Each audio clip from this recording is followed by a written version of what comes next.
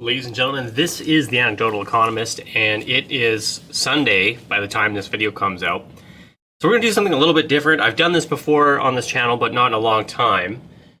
But I wanted to focus on doing a Sunday Christian-themed video. And so if you're not into that, I mean, say no more. You can leave now. But I am going to review this bar, which some of you may come across from the Silver Shield, 10 troy ounces. And I think if you stick around, you'll find the story to be interesting. I'm not going to preach. This isn't going to be a sermon. This is a bar. I believe they called it Jesus Clears the Temple. And this is the kind of Jesus that's in the Bible that you don't get to hear about at church. This does not get talked about. Well, at least it never at any church I've ever been to. So guys, this is The Anecdotal Economist. I appreciate you watching. No intro, yet again. But let's have a little discussion. But before we get to that, we've got to take a look at this bar. This is actually straight from the Silver Shield Mint, the Golden State Mint. So I think they make this bar, which I thought the Golden State was California, but their headquarters in Florida. My guess is, like a lot of people, they decided to get out of Florida.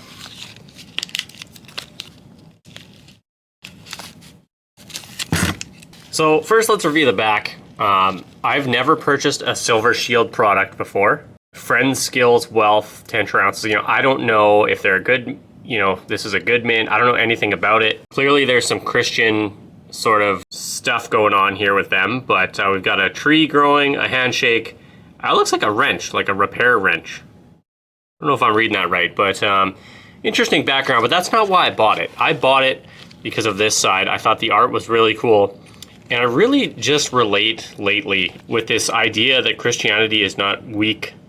It's not this, I understand you're supposed to be meek in certain scenarios, but I think a lot of people take that way too far. And, they'll say like, well, Jesus is our example. And then they ignore things like this. And if you are not a Christian and you get frustrated with Christians, they turn you off and you don't want to be around them. I get it. That's part of Christianity. Christians are not perfect. That is the whole kind of point of Christianity, is to bring up the fact that, all have fallen short.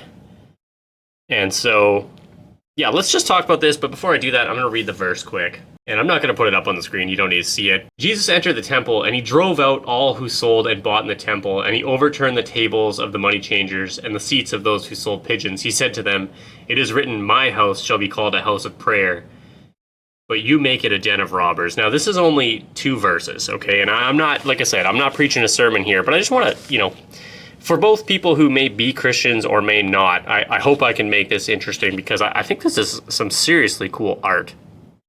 And I just want to break down what's happening here. So he is in the temple. And for people who don't know, the temple is not like just a random temple. The temple is supposed to be the dwelling place of God. In this time, it's not supposed to be anymore, but at that time, that's what it was supposed to be. And you need to remember that Jesus claimed he was God, right? I think he's the only man in history that wasn't a total psychopath to claim that. Typically, psychopaths, they claim that, don't gather followers, but that's a debate for another day.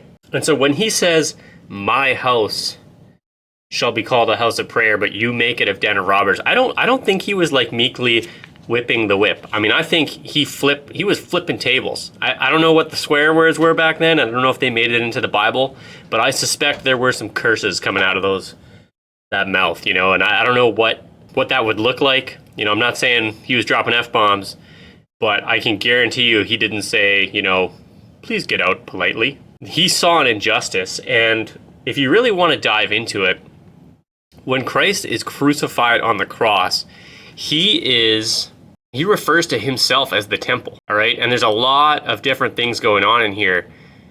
But I think one thing you can take away from this, if you want to ask the question, like, why was he so angry? All that was going on is that the money lenders were basically ripping people off and basically taking money from peasants. We could get into it. I'm not going to spend it all the time in the video. I think he was angry because he saw a disrespect for the temple, and he saw in himself the same kind of disrespect that would be shown to his temple, his sacrifice. And, I could spend probably 2 hours talking about this. I'm not going to go into detail on it, but that's why this bar is so important to me, because it shows a Jesus that actually is a king, not just sort of the meek depiction you see on Family Guy.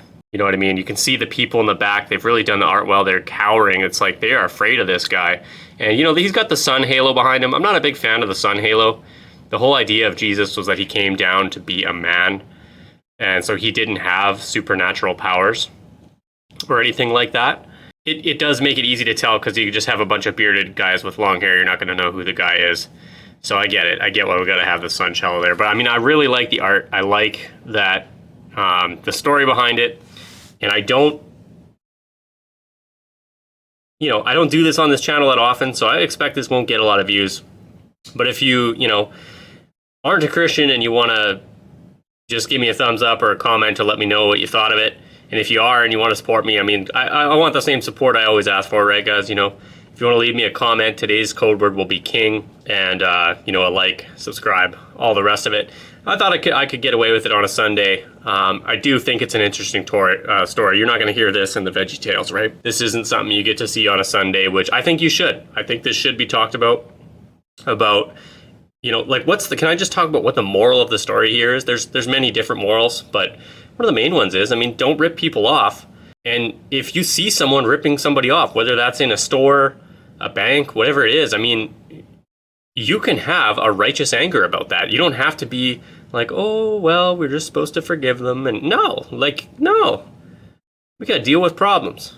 And I think that's a big problem that Christianity's dealing with right now. Not naming names, just saying in general. So, review of the bar. I like the bar. If you guys are curious about the bar from the Silver Shield Mint, I like the bar, nothing wrong with it. The only downside is I wish everyone would get on the standard. This is a standard side bar. I'll review it another day, but you can see it's a little bit bigger, a little bit less thick. That's the same as the Canadian Royal Mint bar. It's the same as the Britannia bars. It's the same as all the other bars. And so I wish everyone would just get it with the program and make it that size so the capsules all fit and they stacked nice. But of course, everyone's got to make them a little bit different. No problem with that. Nothing special on the edges, right? They might have had to, they did it. I will give them this. They did a very good job pressing this bar out because there's very minimal filing. I barely see, I don't know if I see any filing. And I did check the weight. It was perfect. So, very cool bar.